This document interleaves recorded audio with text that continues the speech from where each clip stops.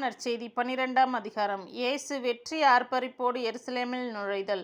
மறுநாள் திருவிழாவுக்கு பெருந்திரளாய் வந்திருந்த மக்கள் இயேசு எருசலேமுக்கு வருகிறார் என்று கேள்வியுற்று குருத்தோலைகளை பிடித்து கொண்டு அவருக்கு எதிர்கொண்டு போய், ஓசன்னா, ஆண்டவரின் பெயரால் வருகிறவர் போற்ற பெறுக, இஸ்ரேலின் அரசர் போற்ற பெறுக என்று சொல்லி ஆர்ப்பரித்தனர். இயேசு ஒரு கழுதை குட்டியை கண்டு அதன் மேல் ஏறி அமர்ந்தார். மகளே சீயோன், அஞ்சாதே, இதோ உன் அரசர் வருகிறார், கழுதை குட்டியின் மேல் ஏறி வருகிறார் என்று மறைநூலில் எழுதியுள்ளதற்கேற்ப அவர் இவ்வாறு செய்தார். அந்நேரத்தில் அவருடைய சீடர்கள் இச்செயல்களின் பொருளை புரிந்து கொள்ளவில்லை. அவரை பற்றி மறைநூலில் எழுதப்பட்டிருந்தவாறே இவை அனைத்தும் நிகழ்ந்தன என்பது இயேசு மாட்சி பெற்ற பிறகே அவர்கள் நினைவுக்கு வந்தது.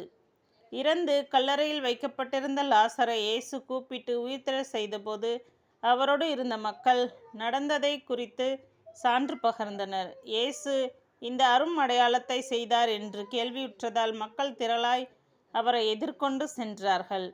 இதை கண்ட பரிசேயர், பார்த்தீர்களா, நம் திட்டம் எதுவும் பயனளிக்கவில்லை, உலகமே அவன் பின்னே போய்விட்டது என்று தங்களிடையே பேசிக்கொண்டார்கள். கிரேக்கர் இயேசுவை காண விரும்புதல்.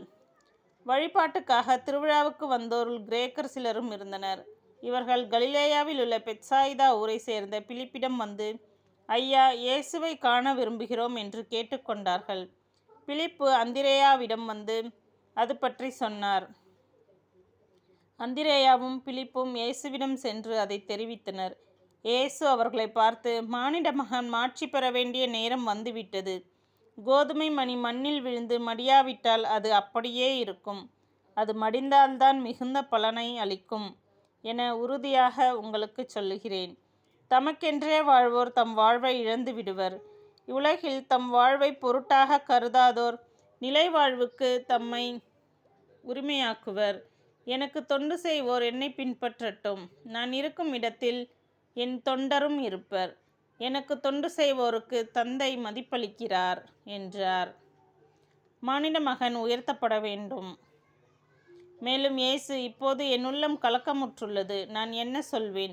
தந்தையே, இந்த நேரத்திலிருந்து என்னை காப்பாற்றும் என்பேனா? இல்லை, இதற்காகத்தானே இந்நேரம் வரை வாழ்ந்திருக்கிறேன்.